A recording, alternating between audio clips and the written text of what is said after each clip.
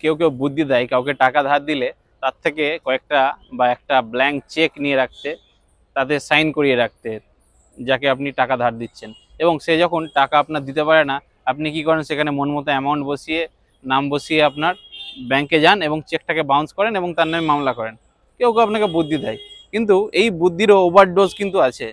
আপনারা কিন্তু ভুল জানেন বা ভুল করছেন। এক্ষেত্রেও আপনাকে কেউ ব্ল্যাঙ্ক চেক দিয়ে দিল এবং হয়তো 10 লাখ টাকা আপনি তাকে ধার দিলেন এবং আপনি ব্ল্যাঙ্ক চেক রেখে দিলেন তার কাছ থেকে 10টা নিয়ে, এবং সে টাকা আপনাকে ফেরত দেবে না বলে ব্যাংকের কাছে গিয়ে আগেই রিপোর্ট করে রাখলো আমার অমুক চেক বুকটি হারিয়ে গেছে, এবং থানায় গিয়েও রিপোর্ট করে রাখলো আমার চেক বুকটি হারিয়ে গেছে, এবং সেটাকে বাতিল করে দিল।